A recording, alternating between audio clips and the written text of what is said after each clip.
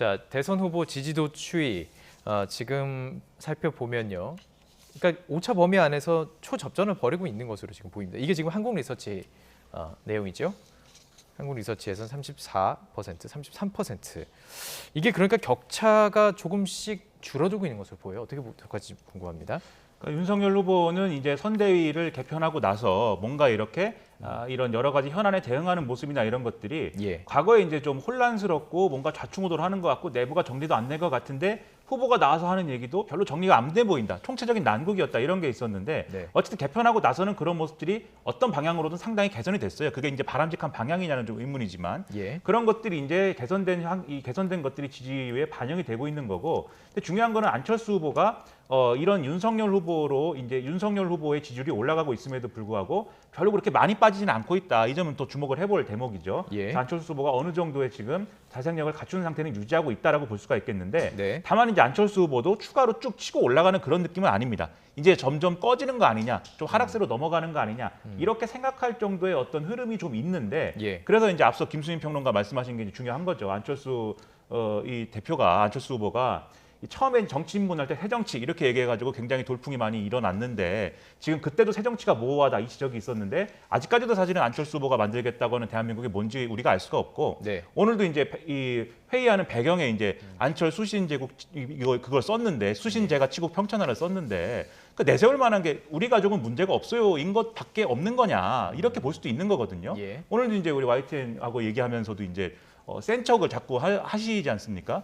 센 척은 할 수 있는데 그것만 남은 것처럼 보이거든요, 메시지가. 네. 그러니까 자기 메시지를 이제 만들어야 여기서 더 치고 올라갈 수 있는 어떤 그런 근거들을 갖추게 될 것이고 안 그러면 또 양당 구도로 그냥 휩쓸려 가는 거니까 그런 점들을 보완해야 될 것 같고요. 그리고 이재명 후보는 이제 하락세가 좀 완연한데 거의 모든 여론조사에서 공통적으로 나타납니다. 예. 이거는 이재명 후보가 나름 장단점이 있는 후보인데 여러 가지로 흠이 많은 후보라는 건 단점이겠지만 장점이라는 건 뭔가 유능하고 뭔가 현안에 대해서 잘 알고 있고 뭐 이런 게 장점이잖아요.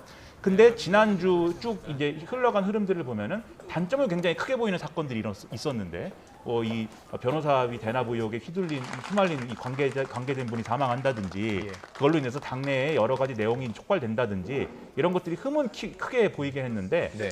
이 여러 가지 또 어떤 움직임들 때문에 윤석열 후보 주변에서의 움직임이나 이런 것들 때문에 본인이 유능하게 보이고 싶은 그런 어떤 이벤트들은 다 사실 묻혔어요.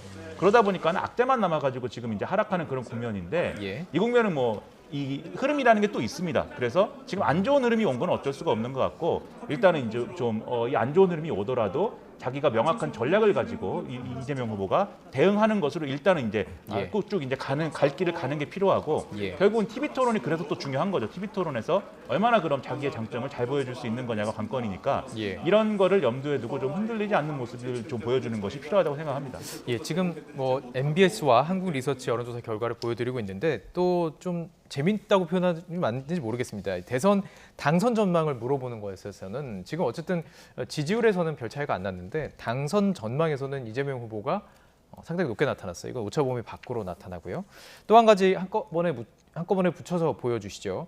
또 야권 단일화 선호 후보를 봤더니 48.1%가 또 안철수 후보예요. 이 현상은 어떻게 또 분석하시는지 궁금합니다. 예. 네, 저는 야권 단일화 선호 후보 이 여론조사는 좀 주의가 필요하다라고 봅니다. 왜냐하면 단일화를 하든 말든 간에 윤석열 혹은 안철수 후보를 찍지 않을 사람들까지도 끼어들어서 하는 역선택. 거기 때문에 예. 이거는 좁은 의미의 역선택을 넘어서서 좀 큰 범위에서 어차피 안 찍을 사람들까지 끼어들어서 하는 거다라고 하는 그 문제가 분명히 있다고 봅니다. 오히려 이제 좀 국민의힘 지지층이라든지 혹은 정권 교체를 바라는 층 이렇게 좁혀서 하면 윤석열 후보가 아직은 그래도 앞서고 있는 그 조사가 있는 것이고 네. 사실 여기에 나오고 있지는 않은데 오히려 거꾸로 이제 가상 대결 조사를 좀 눈여겨볼 필요가 있다고 봐요. 네. 그러니까 이재명 대 윤석열 그리고 이재명 대 안철수 이렇게 붙여보면 지금 현재 대부분의 여론조사들이 이재명 대 안철수 쪽이 단일 후보가 안철수 후보인 경우에 굉장히 높게 나타나는 예. 그런 사례가 나타나는데 사실 이거는 안철수 후보가 좋아할 조사는 아닙니다. 왜냐하면 그 상황이 펼쳐져야 되는 건데 근데 그 상황이 펼쳐지기까지 굉장히 험난한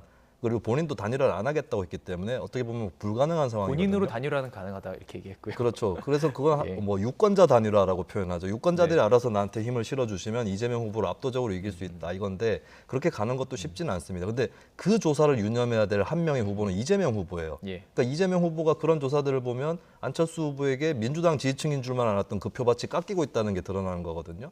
그렇다면 이재명 후보도 민주당의 기본 지지층만 믿고 선거를 치를 것은 아니다라고 하는 거, 그리고 완벽한 양강 구도는 아니기 때문에 이제 더 이상 저쪽 후보의 잘못이라든지 비호감을 가지고 우리 쪽으로 응집시키고 이런 선거는 통하지 않는다. 네. 왜 나여야 하는지 포지티브하게 보여주는 선거를 다들 해야 될 것이다. 이 예. 말씀을 드립니다. 예, 알겠습니다. 오늘 말씀 여기까지 듣도록 하겠습니다. 김민하 시사평론가, 김수민 시사평론가와 함께했습니다. 고맙습니다.